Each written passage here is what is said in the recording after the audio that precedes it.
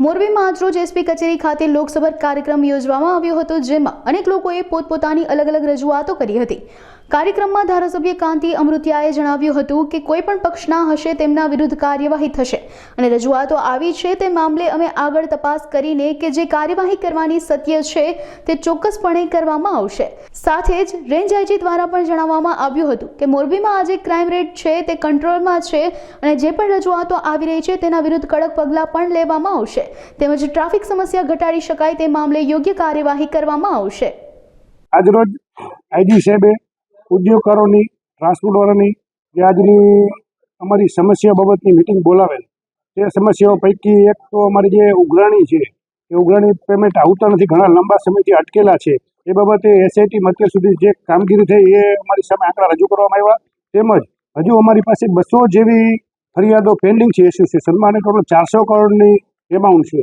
આ પણ એકી સાથે આપવા માટે આઈજી સાહેબે કાંતિબેન દોલજીભાઈએ સૂચના આપેલ છે કે એકી સાથે તમે બધી અરજી આપી દો। સ્ટાફ ઘટતો હશે એસઆઈટીમાં તો અમે સ્ટાફ વધારી અને તુરંત આની પાછળ કાર્યવાહી કરશું અને જેમ બને તેમ ઝડપી રિકવરી થાય એ માટે તમામ પ્રયત્નો કરશું। ટ્રાફિક બાબતનું જોવા જઈએ તો આઠે નેશનલ હાઈવે ઉપર જે સાંજના ટાઈમે પીક ટાઈમ 6 થી 8નો હોય છે એ દરમિયાન ટ્રકો લોડિંગ છે ને નીકળતા હોય, એ સિવાય માલિકો, સુપરવાઇઝરો અને બધા જે છૂટતા હોય તે રોડ ઉપર જે ટ્રાફિક થતો હોય છે એના હિસાબે એક્સિડન્ટ પણ થતા હોય છે બાઇકોના, એના જે ટ્રકો છે, ડમ્પર ને બધા એ બાબતના નિરાકરણ માટે એક વિકલ્પ આઈજી સાહેબે અને એસપી સાહેબે સૂચન કર્યું છે કે સાંજે 6 થી 8માં જે ટ્રક લોડિંગ થતા હોય એને શક્ય હોય તો ફેક્ટરીથી 8 વાગ્યા પછી જ રવાના કરવા, જેથી કરીને પીક ટાઈમમાં ટ્રાફિકની સમસ્યા હલ। એ કોઈ પણ માણસ હોય ખોટું કામ કરતા હોય એના વિરુદ્ધ તો માણસ રજૂઆત કરે, એમાં કોઈ પણ પક્ષ ના હોય, જે સાચી વાત હોય એ પ્રજાને રજૂઆત કરવાની છૂટ હોય।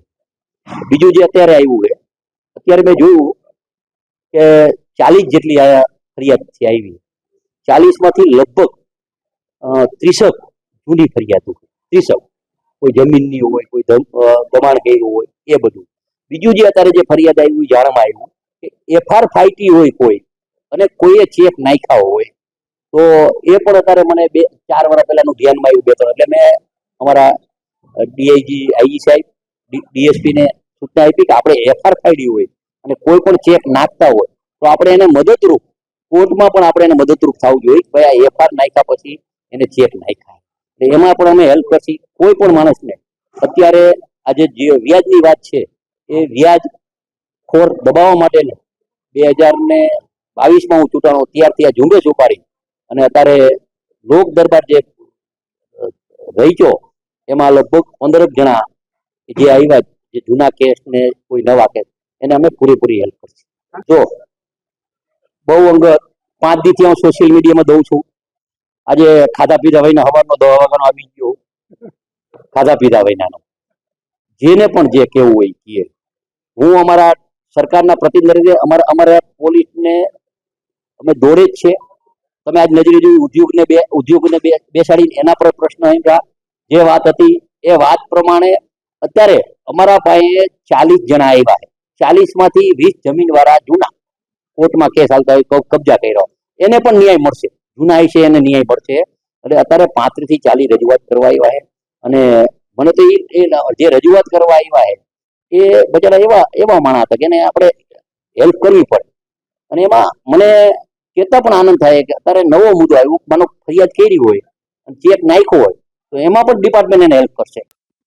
આજે મોરબી ખાતે વાર્ષિક ઇન્સ્પેક્શન નિમિત્તે તમામ મોરબીના ઉદ્યોગકારો, જેમાં ટાઇલ્સના જુદા પ્રકારના ઉદ્યોગકારો, ટ્રાન્સપોર્ટ, પેપર મિલ અને ચેમ્બર્સ એન્ડ કોમર્સ એ તમામ ઉદ્યોગકારો સાથે આજે મિટિંગ કરવામાં આવેલી છે।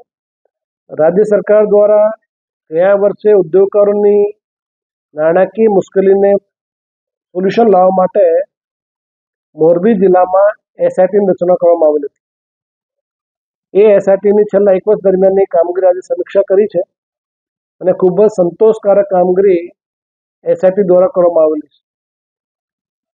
38 કરોડના ઉદ્યોગકારોના પૈસા જે ફસાયા હતા એમાં 19 કરોડ રૂપિયા પાછા આવી ગયા છે।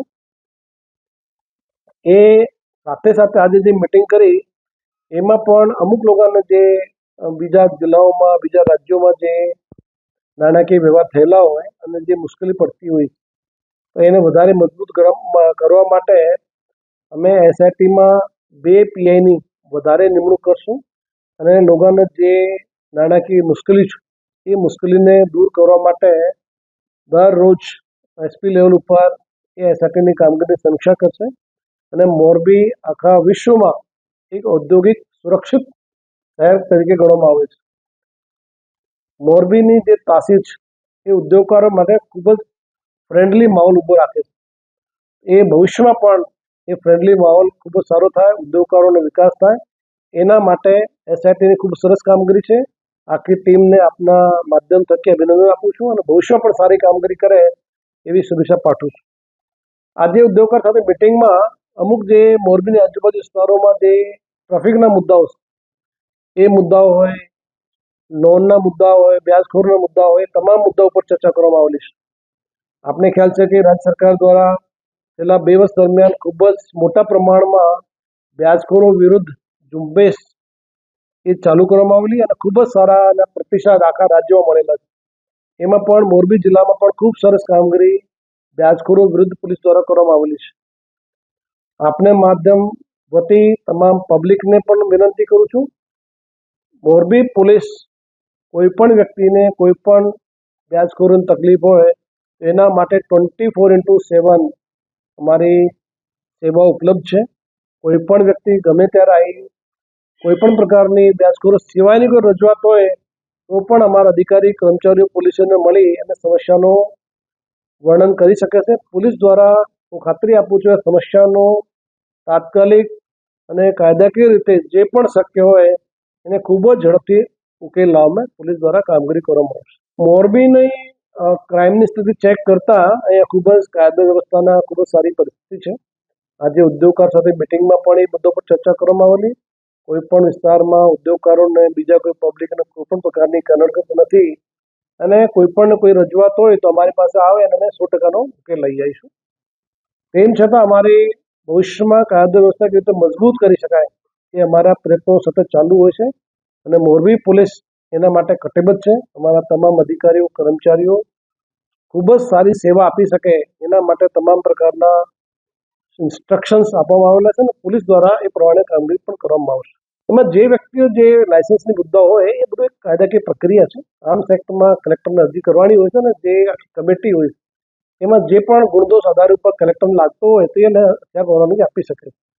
તેમ છતાં આપની જે સૂચના આપી છે એમાં જે પણ લોકોને એ હશે એ કેવી રીતે અમે એને ફરીથી પ્રયાસ કરશું કે આ લોકોને કોઈ પણ તકલીફ નહીં પડે અને હથિયાર ધારા બીજા કોઈ જે કાયદાની જે પ્રોવિઝન છે એ બધું એક સેટ પ્રોસિજર છે.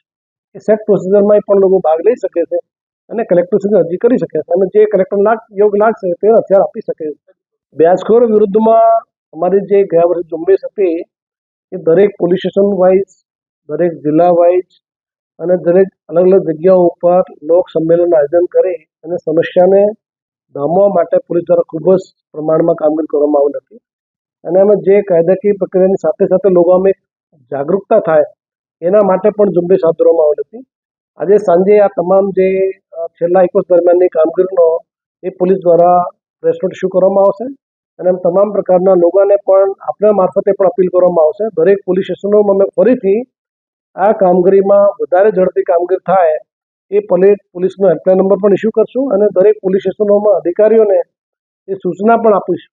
કોઈ પણ વ્યક્તિ કોઈ પણ જગ્યાએ કોઈ તકલીફ પડે તો તાત્કાલિક પોલીસનો કોન્ટેક્ટ કરી શકે છે અને પોલીસ દ્વારા આ કામગીરીમાં ખૂબ જ ઝડપથી અમે કામગીરી હાથ ધરશું.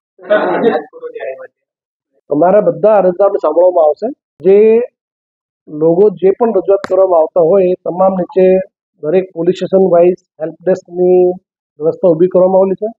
જે પોલીસ સ્ટેશનમાં લોકોની કોઈ તકલીફ હોય તો એ હેલ્પ ડેસ્ક ઉપર ફરિયાદ નોંધાઈ શકે છે અને અમે તમામ અરજદારોને લીગલી ખૂબ સરસ ઝડપથી મદદ કરી શકાય એ પ્રકારની વ્યવસ્થા એફઆઈઆર દાખલ કરી અને કડકથી કડક કાર્યવાહી થાય એ પ્રકારના પ્રયત્નો અમે હાથ ધરશું. આજે જે વાત કરી છે, જે મોટા હેવી વ્હીકલ્સની વાત કરી છે, આજે અમારી ઉદ્યોગકાર સાથે મિટિંગમાં પણ એ મુદ્દા ઉપર ચર્ચા થઈ.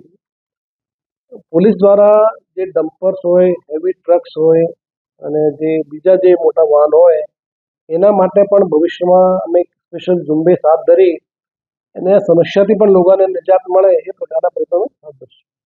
જે લોકોને જે રજૂઆત થઈ એ પોલીસ સ્ટેશન વાઇઝ આજે બધાને હેલ્પડેસ્ક ઉપર સૂચના કરવા માટે સૂચના આપી છે. એમ છતાં પણ એવા અમારા કોઈ પણ પોલીસની તકલીફ હશે તો અમે જે તે થાણા ઇન્ચાર્જને સૂચના આપી અને લોકોને વ્યવસ્થિત રજૂઆત સંભળાય અને વ્યવસ્થિત એના ઉપર પગલાં લેવાય એ પ્રકારની પોલીસ દ્વારા વ્યવસ્થા ઊભી કરવામાં આવી છે. મુરજીભાઈ કંજારિયા એ પહેલી જમીનની અમારે જમીન વેચી હતી અને એમણે લીધી. બીજા 4-5 માણસો દ્વારા લખાણ કરાવી નાખ્યું.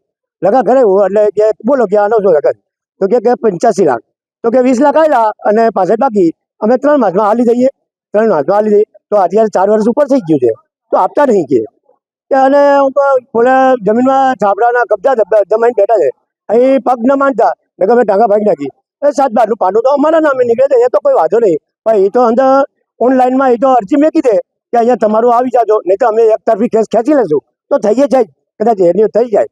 નરેન્દ્રસિંહ નાથુભાઈ ઝાલા અને રાજેન્દ્રસિંહ જયરાજસિંહ ઝાલા એમણે માણસોને મોકલા હતા અને સોદાગર કરાવ્યું હતું અને હવે કંઈ દાદ દેતા નહીં. ભાજપ મંત્રી જિલ્લા કલેક્ટર એ પહેલી હતી 1 એકરને 2 ગુડા કે અમે અમારા ભાગની 1 એકરને 2 ભાગની અમે આપવાની અમે નક્કી કર્યું છે. 26 ગુટા અમે આપવાનો નિર્ણય લીધો અમારા બે ભાગનો ભાગ ખાલી 80 ને 85 લાખમાં 20 લાખ આવેલા.